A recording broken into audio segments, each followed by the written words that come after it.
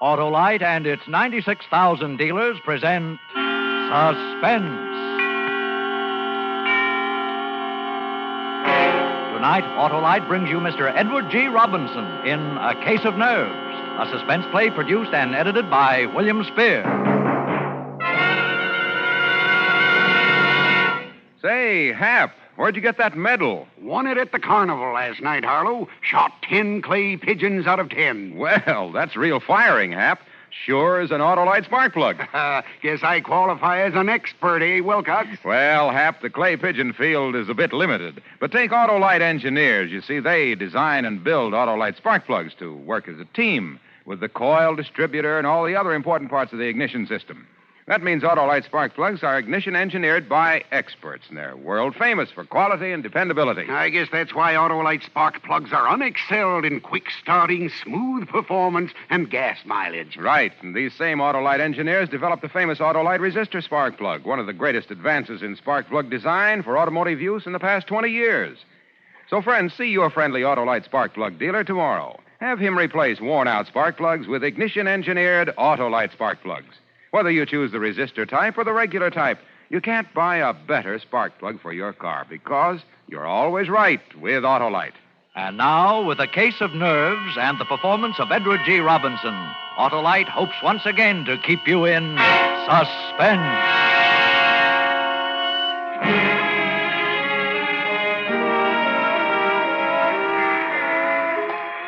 I got off the train in Toledo and walked through the station to the street. I passed up the waiting taxi and swung aboard a bus. Taxi drivers are likely to remember you, and I couldn't take a chance on that. I hadn't paid any attention to the bus. I didn't know what the line was or where it was going. It didn't make any difference. I didn't know Toledo very well anyway. I watched out the window, and when I came to a likely neighborhood, I got off. Strange, unfamiliar quarter of the city, and yet familiar because every city has neighborhoods like it. Drab, faceless houses looking almost alike. And then most of them drab men and women anxious to make $1 by renting a room. Now, this here is a nice room. It's the best one I got. Your windows on two sides. There's a nice soft bed. Well, I'll take it. How long you figure on staying? Oh, just overnight. I'll pay you now. Oh, well, that's $2, please. Yeah. Oh. What's the matter, mister? Are you sick? Yes, I'm very sick. Is there a doctor near here? Hey, you are sick. Yeah, I think I'll go to bed. That doctor. Oh, yeah. There's Dr. Martin just around the corner. He's young, but he's good. Well, would you call him for me, please? Ask him to come right up. Oh. Yeah, sure. Right away.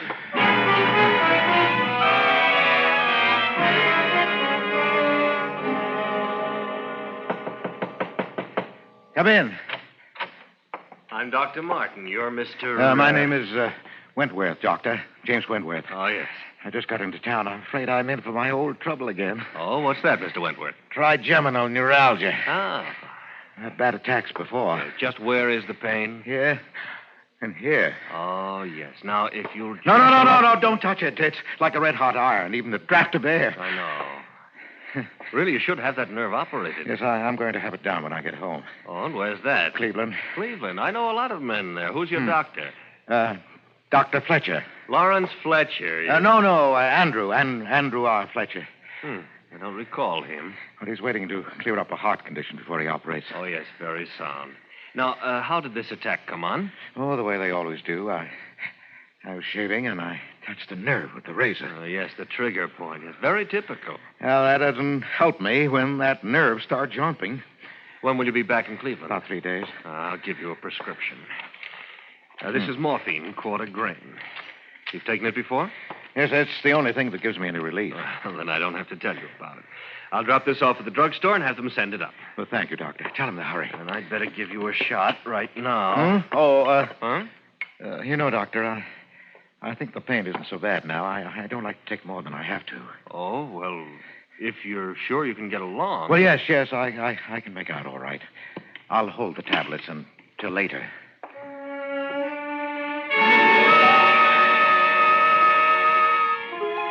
I paid Dr. Martin, young Dr. Martin of Toledo, and he left. I waited for the package to arrive from the drugstore. Then I stayed the night so the landlady wouldn't think it was peculiar. In the morning, I got on the train, went back to Cleveland, to the hospital with the little white tablets in my pocket. The little white tablets with which I would kill Louise.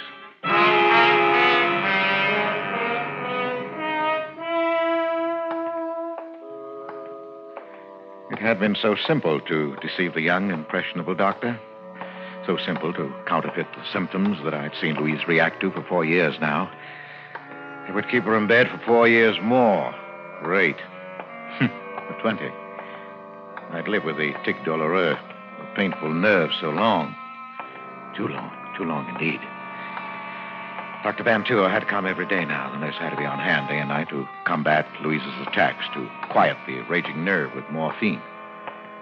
Yes, but not for long. In my pocket were the little white tablets that would bring her peace. I went into the hospital kitchen. Oh, hello, Mr. Baker. Oh, hello, Nellie. I'd like to bring Mrs. Baker a milk. Of course. I just give it a touch of the fire to take the chill out. I've missed you. Been away, I hear, Mr. Baker. Yes, I had to go out of town. And you ask me it's a good thing. For you, I mean. You needed a change.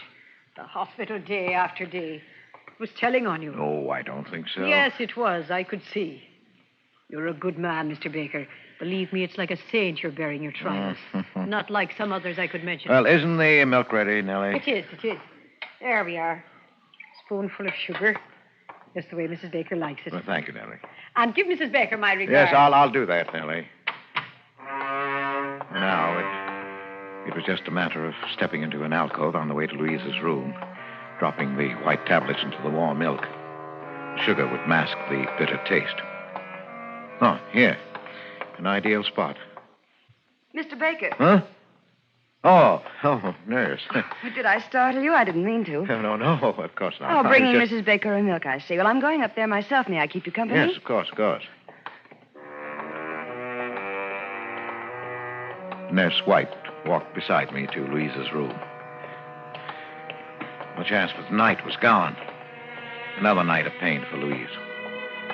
I felt the sudden anger of the nurse. And a moment later, I realized how unreasonable it was. It was hard to be angry with anyone so pert, so alive, so beautiful. Even in her severe uniform, she managed to remain feminine, provocative. There was always a flower at her shoulder. Today, it was a sprig of flowering dogwood. And her quiet, unprofessional perfume was an exciting tingle in my nostrils. And then, we were in front of Louise's door. Hello, Mrs. Baker. Look what I brought you.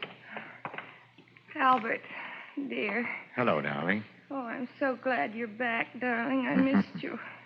I missed you, too. Here's your milk. You never forget, do you, Albert?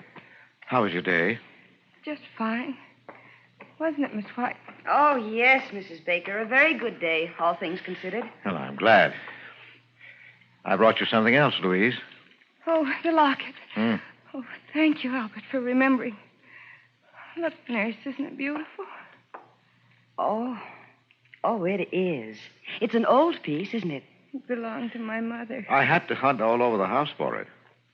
Whatever gave you the sudden notion you wanted it anyway? I don't know. I've had a feeling I'll be joining Mother soon. Oh, Louise, please don't talk that way. Now, Mrs. Baker, you're going to be up on your feet before you know it. And that's almost enough talking tonight, Mr. Baker. No. Mrs. Baker, do you want me to leave a tablet for you? Yes, thank you, dear. Here you are. I hope you don't need to take it. Well, good night. Good night, Miss White. The tablet. You've been taking it every night? Well, I try not to. But lately, the pain... Yes, I know. Oh, Albert, dear, you deserve something better than this. Please, dear. Now, your nose to the grindstone to pay for the doctors and nurses. Oh, don't worry. A little handball at the club, and then this room. Yes, but you're going to get better, dear. You must believe the doctor. That's what Pauline says. Pauline? The nurse. Oh, yes, of course. Oh, is she looking out for you all right? She's a dear. And very pretty, don't you think? Pretty? Yes, I suppose so. I hadn't noticed. I used to be pretty. You used to embarrass me sometimes the way you looked at me. But you're still beautiful, Louise. You'll always be. I'm sorry, dear. I won't talk like that again. You'd better go now, Albert. I'll try to sleep. Yes. Well, good night, dear. I'll see you tomorrow.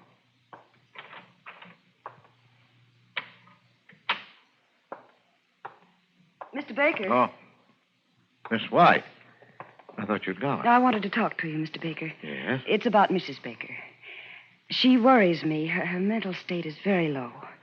You heard how she talked Yes. about her mother, the locket. Yes, I heard. She needs something, I don't know what, to snap her out of this mood. I just thought I'd mention it to you. Yes, thanks. Oh, where are you going? To put the morphine away. You know, I don't see why Dr. Van Tour doesn't give her more of that stuff. She needs it. Yet you ration it out as though it were poison. Well, it is poison, Mr. Baker. That's why I'm particularly careful about Mrs. Baker. But you don't think she'd actually... Well, usually the ones who talk about it don't do it, Mr. Baker, so I wouldn't worry. Well, good night. Wait a minute. Yes? Miss White. Pauline, isn't it? Why, yes, I didn't think you knew. Well, would you mind, when we're alone, if I called you Pauline? I'd like it.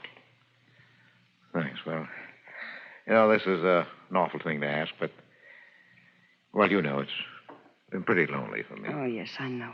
That is, I can guess. Well, would you let me take you to dinner this evening? Why, thank you, Mr. Baker. I'd love it. I'm off duty at 8. Well, I'll pick you up then. And, Pauline. Yes, Mr. Baker. My name's Albert. At 8, then. Albert.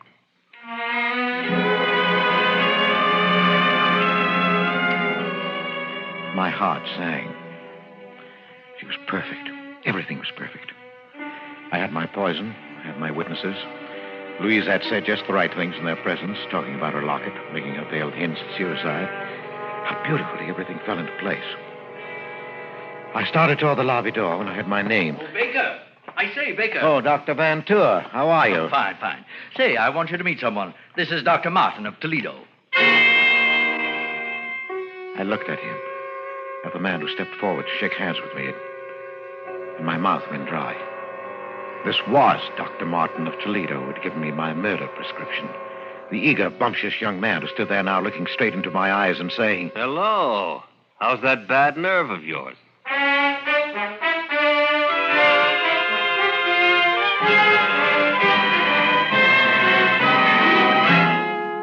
Autolite is bringing you Edward G. Robinson in A Case of Nerves, tonight's production in radio's outstanding theater of thrills, Suspense.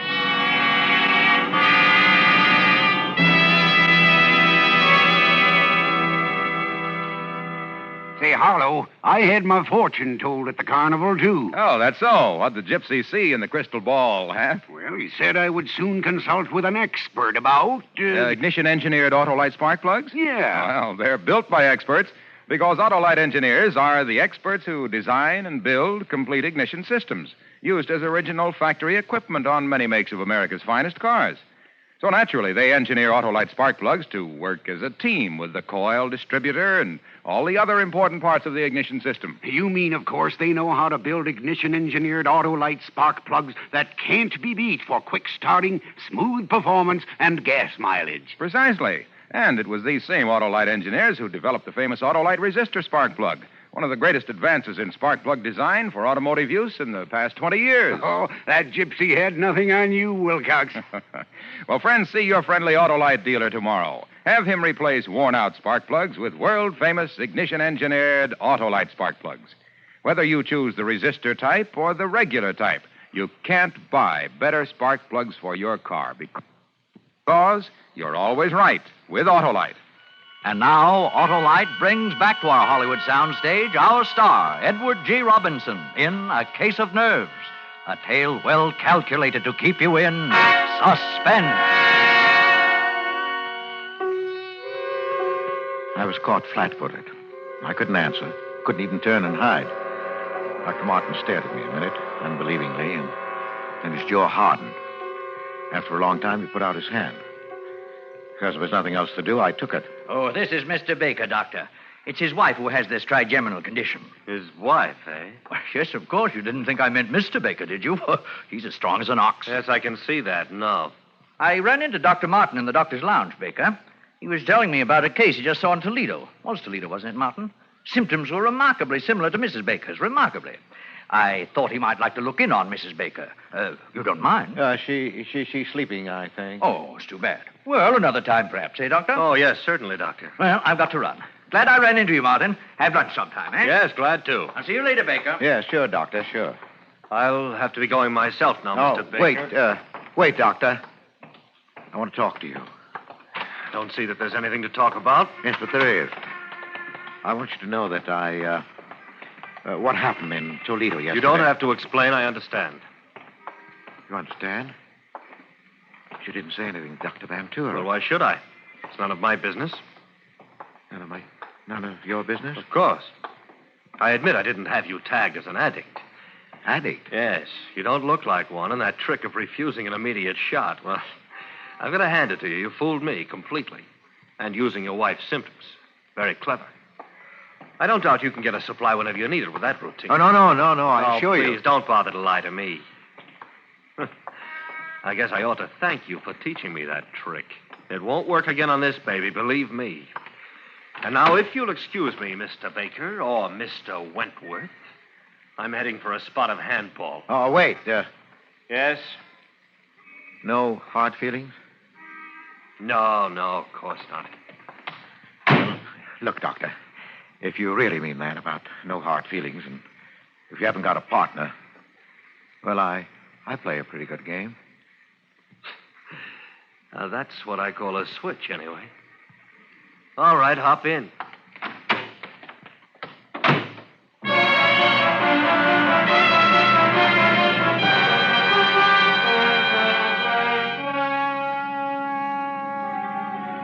An addict. He took me for an addict, working on any dodge I could to get a supply of dope. Yes, but later, when he heard of Louise's death, he'd remember. I had no idea what I was going to do. I only knew that I couldn't let him go. He drove me over to the athletic club. He wasn't a member, but he held a courtesy card from a Toledo club, and he signed me in as his guest, laughing as James Wentworth. He was a fast man on the court, younger, too.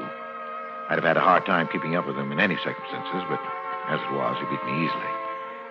I could think of only one thing, that he was dangerous. Dangerous, and I had to get rid of him somehow. It's a nice backhand you've got there, Baker. Wish I could handle those tough ones half as well. Well, never mind the compliments, Doctor. Just remember the final score and be satisfied. Say, how about a sweat out? They've got a good steam room here. Yeah, sounds good to me. Here, this way, then. Oh, take your towel. Oh, boy, this is hot.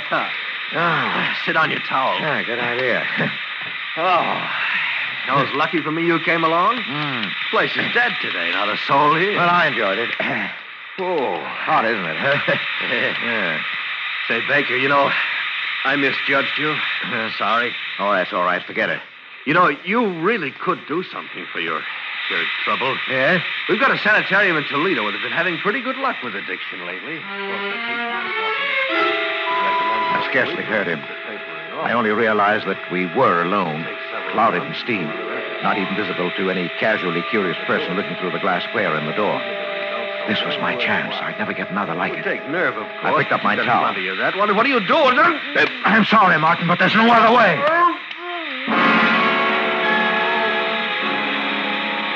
I whipped my towel over his head and got behind him where his flailing arms couldn't reach me. I didn't want to leave any marks on him. With my free hand, I covered his mouth and pinched his nostrils shut through the towel. He fought hard. But in a few minutes, he hung limp in my arms. And after a few minutes more, I knew he was dead. I left him there, hidden in the steam. In the locker room, I dressed quickly, parted my hair on the wrong side, and plastered it down in a way I'd never normally wear it. The man at the reception desk barely glanced at me as I passed him. Later, when they found Martin, they'd look for a man named Wentworth. They'd never find him because he didn't exist.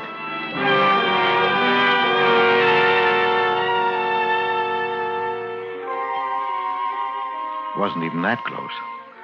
The papers reporting Martin's death put the cause down to heart failure brought on by the shock of exercise in the steam room. They didn't mention a companion. It wasn't important. And I waited anyway. A week. Waited and watched carefully. Because now not only Louise's future was at stake, but my own and Pauline's. There's the nurse's quarters, darling. You better not come any nearer. Oh, Pauline, dearest. I know, darling, I know. Oh, you must let go now. I'm late already. No, not yet. Albert. No, yes, dear. I'm leaving the hospital. I'm taking a job in Chicago. You know what? Yes. This is hopeless. I can't stand it. Taking care of your wife, smiling at her, seeing the two of you together. But you can't do it. I couldn't live without you. Now that I found you, What do you think this is going to do to me? But I can't. When are you going? I'm giving notice tomorrow. Tomorrow? Oh, my darling. Goodbye. Pauline!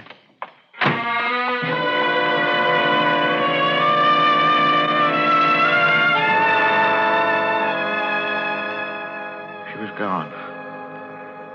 She said goodbye. So I knew what you meant. When I saw her again, it would be in the hospital across Louise's bed. She'd be Miss White, and I'd be Mr. Baker. No, I couldn't stand that now. Yes, but there was one sure way to hold her. The little white tablets were still in my pocket.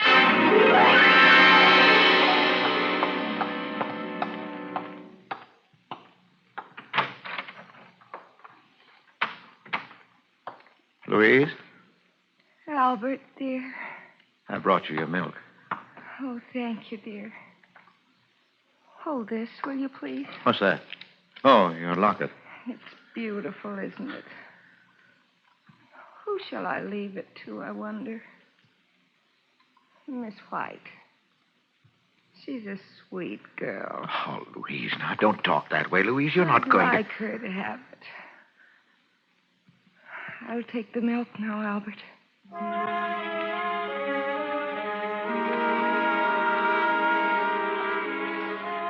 She drank it. I had to clench my jaws to keep from crying out. She smiled and held out the empty glass to me. And it was over. I went home and tossed sleeplessly, waiting for the inevitable. Hello? Yes? Yes? No, I'll be right over.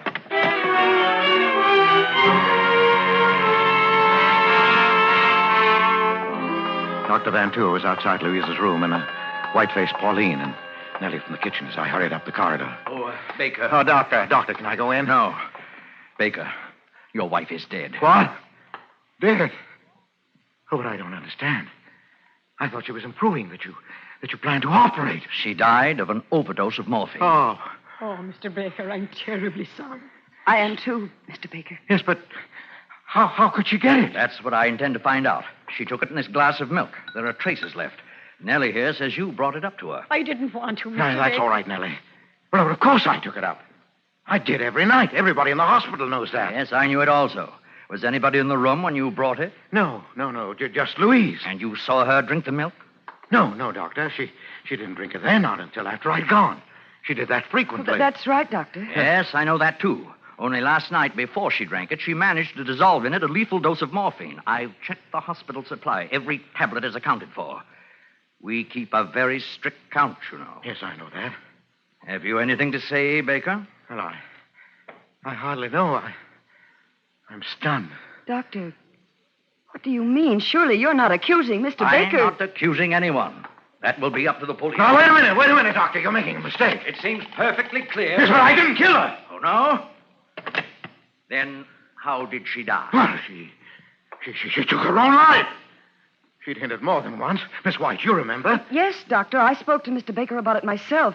You know she was very depressed. That's true, nurse, but the morphine, it must have come from the outside, or we'd have missed it. No, wait a minute. The tablet you left for her each night. Yes, I ordered that. What if it, instead of taking it, she saved it? Well, she must have. It's the only way it could have happened. Well, that's it, Doctor. It must be. For the past week, she's been exhausted and drawn in the morning, yet the tablets were always gone. Well, if that's the case, nurse, how does it happen that you failed to find them? She couldn't leave her bed. You bathed her and changed the linen every day. The locket. The locket? Yes. Yes, of course. You remember, Miss White? She made such a point of asking me to bring it to her. And then the way she talked about joining her mother. Yes, I do. I do remember. She wanted you to have the locket, Pauline. It was her last wish. Now, where is it? I have it here. It's clutched in her hand. Let's...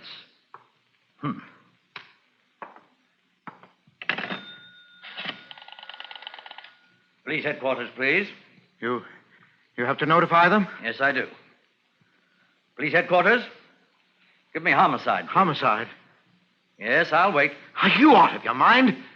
I just got through explaining everything. Yes, you explained everything, including what still puzzled me. You see, Baker, you were right about this locket. Your wife did have a reason for wanting it. Look, I'll open it. You see, it's full. 1, 2, 3, 4, 5, 6, 7 quarter-grain morphine tablets that she saved at the cost of 7 nights of agony. And she would have taken them last night. Only you beat her to it.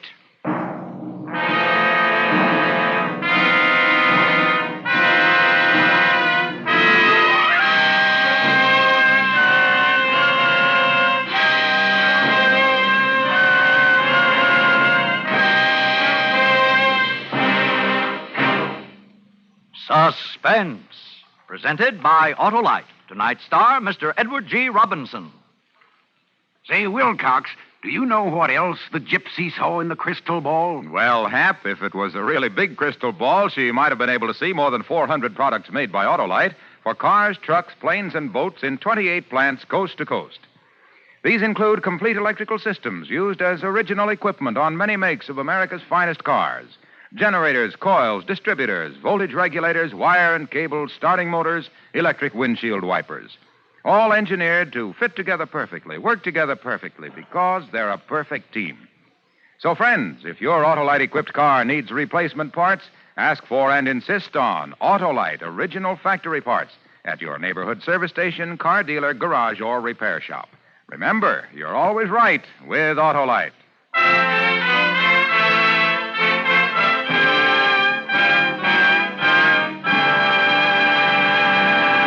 Next Thursday for Suspense, our star will be Charles Boyer. The play is called The Case of Henri Vibard. And it is, as we say, a tale well calculated to keep you in suspense.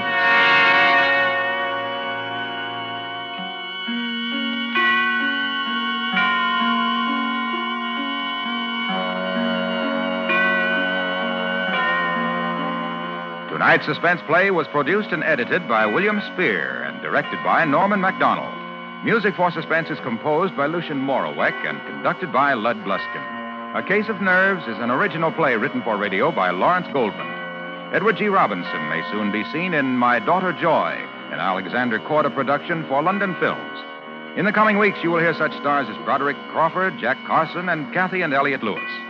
Don't forget, next Thursday, same time, Autolite will present Suspense, starring Charles Boyer.